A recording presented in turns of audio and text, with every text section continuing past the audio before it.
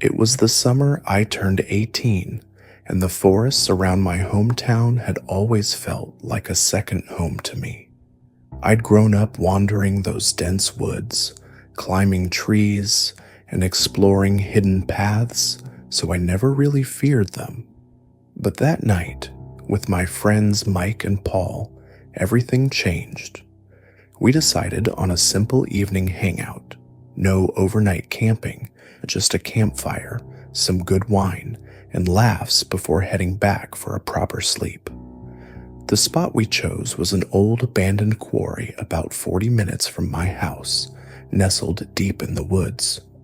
Locals whispered about its tragic history, accidents from decades ago, workers who fell to their deaths, and rumors of restless spirits haunting the sheer rock faces. It added a thrill, but we brushed it off as urban legend stuff. We met at my place while the sun was still high, packing our bags with wine bottles, snacks, and firewood. Mike, the joker of the group, cracked jokes the whole way, while Paul, more laid back, hummed along to some tune on his phone. The hike was easy at first, birds chirping and sunlight filtering through the leaves. But as we reached the quarry, the sky turned a deep crimson, the sun dipping behind the hills, like it was in a hurry to leave us alone. The clearing was eerie even in daylight, massive rock walls towering 70 meters on one side, casting long shadows, and thick, impenetrable forest on the other. We gathered branches quickly, stacking them high so we wouldn't have to forage in the dark. By the time the fire crackled to life, night had swallowed everything. The flames danced, casting flickering orange glows on our faces, and we settled in, popping open snacks. That's when disaster struck. We'd forgotten the corkscrew. We tried prying the corks with knives, even a rock, but those bottles were too pricey to risk shattering. Someone had to go back. After some back and forth, I volunteered. "Fine, but 2 rules," I said firmly.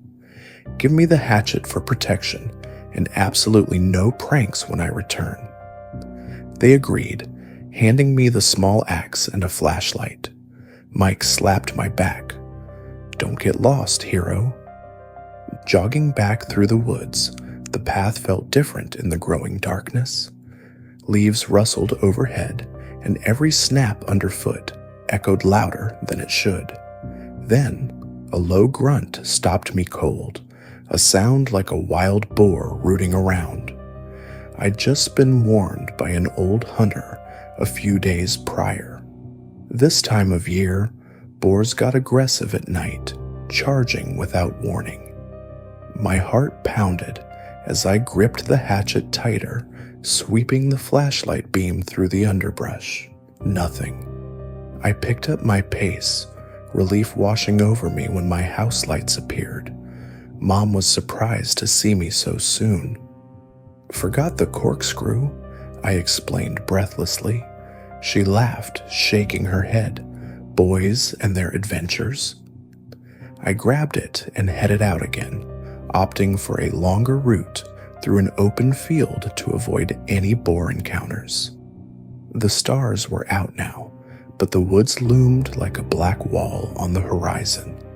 Finally, I reached the clearing. The fire still burned brightly in the center, our backpacks scattered around it, but Mike and Paul were gone.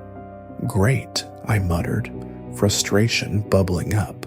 We had a deal, no pranks. I figured they were hiding to jump out and scare me. Exhausted, I plopped down by the flames, facing the dark forest. The heat warmed my skin, but a chill crept down my spine anyway. The woods were silent at first, save for the pop of embers. I imagined the taste of that Pinot Noir, rich and smooth, trying to shake off my annoyance. Then it started, a rhythmic snapping of twigs from the forest edge, about 30 meters away. Not an animal scrambling, This was deliberate, like footsteps crunching through leaves. My pulse quickened. I fumbled for the flashlight, aiming it into the trees. There, between the trunks, stood a tall figure in a dark hoodie, partially obscured by branches. The beam hit him, and he froze, turning slowly to face me. His stance was unnaturally still, like a statue come to life. I couldn't make out his face, just shadows under the hood, deep and empty. A wave of unease washed over me, but I convinced myself it was Paul messing around. "Paul, you fat bitch," I yelled, my voice echoing off the rocks. "I know it's you trying to scare me. We agreed, no games. Come out already." The figure didn't respond. He just stared, motionless, for what felt like an eternity. Then, without a word, he turned and melted deeper into the woods, the rustling fading away. My hands shook as I lowered the light. That didn't feel like a prank. Paul would have laughed or shouted back. Right then, my phone buzzed in my pocket, shattering the silence. I yanked it out, Mike calling. Anger surged. "Really funny, you assholes," I snapped, answering. "I thought we agreed on no pranks." Mike's voice came through, confused. "What are you talking about, man? We're right here." "I'm talking about you in the woods, trying to freak me out. I saw you clear as day." There was a pause, then laughter, not from the phone, but from behind me. I whipped around. Mike and Paul emerged from behind the massive rocks on the other side of the clearing, brushing off dirt, grinning like idiots. "Dude, we were hiding in the rocks the whole time," Paul said, still chuckling. "Waiting to jump out when you sat down. We didn't go into the woods. That place gives me the creeps at night." Mike nodded. "Yeah, we heard you yelling, but we thought you were just psyching yourself out."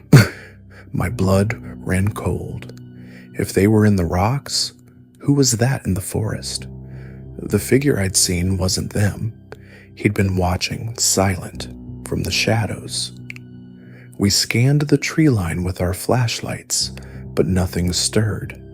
The fire's warmth suddenly felt mocking against the icy dread settling in my gut.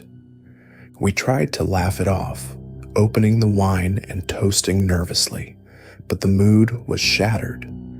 Every rustle in the leaves now sounded like footsteps circling us. I kept glancing over my shoulder, imagining eyes peering from the darkness, that hooded silhouette lurking just out of sight. The quarry's creepy history flooded my mind, those old accidents, whispers of people vanishing in these woods. Was he a lost hiker? Or something worse, someone who'd been tracking us all evening? We didn't stay long. Packing up hastily, we doused the fire and hiked back in tense silence, flashlights cutting through the night. No more boar sounds, but the feeling of being watched clung to me like fog. Back home, we parted ways quickly, promising to forget it. But I couldn't. Lying in bed that night, every creak in the house made me bolt upright. Who was he? Why had he been there, staring without a word? The uncertainty gnawed at me, the chilling knowledge that in those vast, familiar woods, we hadn't been alone. Someone had been watching from the shadows, and we might never know why. Even now, years later, when I hear twigs snap in the dark, I wonder if those eyes are still out there waiting. I grew up in a sleepy, remote town in northwestern Ontario, Canada, where the winters are brutal and the summers short. Thunder Bay wasn't much for excitement back then, especially for a 15-year-old like me. My friends and I, there were 5 of us, including my bold buddy Brian, chased thrills by sneaking into abandoned buildings scattered around the area. Old factories, crumbling houses, you name it. We'd found weird stuff before, a pentagram scratched into a floor, smears that looked like dried blood. But nothing prepared us for that foggy evening when we targeted the old Lakehead Psychiatric Hospital on Algoma Street near Boulevard Lake. It had been shut down years ago, once serving as both a mental health facility and a daycare for the staff's kids or something. Rumors swirled about that. I'd even gone there as a toddler for checkups before it closed due to dwindling patients. The place loomed like a ghost from my past, sprawling and decayed, full of mold and asbestos, whispers said. The drizzle started as we approached, turning the air thick and clammy. Fog rolled in from the lake, swallowing the streetlights and muffling our laughter. The main gate was padlocked, rusted chains glinting under our flashlights. "Come on, wimps," Brian teased, his voice echoing too loudly in the quiet. We hoisted each other over the fence, boots scraping against the metal, hearts already pumping with that mix of fear and adrenaline. Inside the grounds, overgrown weeds brushed our legs, and the building's silhouette rose like a hulking beast against the gray sky. Broken windows stared back like empty eyes, and the wind whistled through cracks, carrying a faint metallic tang. We pushed through a side door into what used to be the daycare section. The crunch of glass and dirt under our sneakers was the only sound at first. Flashlights swept over chaos, scattered Legos half buried in dust, wood chips from splintered furniture, torn dolls with missing eyes staring blankly. One of my friends, Mike, picked up a faded crayon from a plastic container in the corner, chuckling nervously. "Creepy as hell," he muttered. The air was stale, laced with must and decay, but we pressed on, joking to mask the unease prickling at the back of my neck. It felt like we were being watched, but I shook it off as paranoia from too many ghost stories. Then came the crash, loud, metallic, like something heavy toppling over. It echoed from behind a thick metal door at the far end, the one leading to the psych ward. My stomach twisted. "What was that?" I whispered, but Brian was already striding toward it, flashlight beams slicing the gloom. "Probably just a raccoon or wind," he said, though his voice wavered. Curiosity won out. We couldn't back down now. The door was rusted, hinges groaning as we forced it open with a collective shove. A wave of stronger smells hit us: rust, mildew, and something fouler, unnameable, like old secrets, rotting away. The hallways beyond were narrow, claustrophobic tunnels of peeling paint and flickering shadows. Our footsteps echoed unnaturally, bouncing off the concrete walls lined with occasional metal doorways, some ajar like gaping mouths. I struggled to breathe, the air thick and oppressive. Brian led the way, his light darting into empty rooms, overturned beds, scattered papers yellowed with age. "This place gives me the creeps," Sarah admitted from behind me, her voice small. We all felt it, that building tension, but no one wanted to be the first to turn back. Subtle sounds started then, pitter-patter footsteps echoing ahead, like someone scurrying just out of sight. "You hear that?" I asked, freezing. The group halted, flashlights whipping around. Brian shrugged it off. "Echoes, man. Keep moving." But my skin crawled, the prickling intensified, as if eyes were boring into us from the darkness. We turned into a room on the right, drawn by a new assault on our senses, the overwhelming stench of rotting meat, thick and nauseating. There, in the center of the concrete floor, lay a dead deer, its body gutted, innards spilled in a dark stain that gleamed wetly under our lights. The sight hit like a punch. Mike doubled over and puked, the acrid smell mixing with the rot. We gagged, backing away, but then the whispers began, low, incoherent mumblings from the corner, like a radio tuned to static.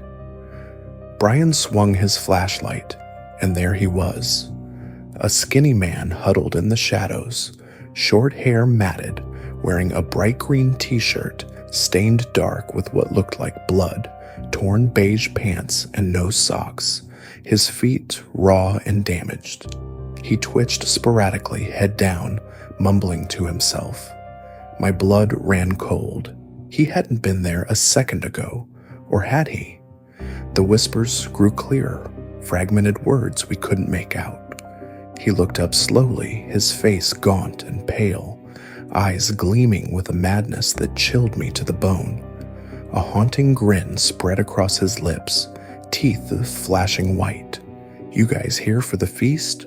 he asked, his voice shifting in pitch, almost playful, then guttural. The words hung in the air, absurd and terrifying. We stared, frozen, as he twitched again, not moving toward us, but just watching, like we'd intruded on his domain. Panic exploded. "Run!" Brian yelled, and we bolted, scrambling over debris, flashlights bouncing wildly. The narrow halls felt endless, our breaths ragged. The man's grin burned into my mind. We slammed into the metal door, heaving it shut with all our strength. 3 of us pulling as his silhouette appeared in the frame, teeth still visible in that eerie smile. It clanged shut, and we leaned against it, hearts hammering.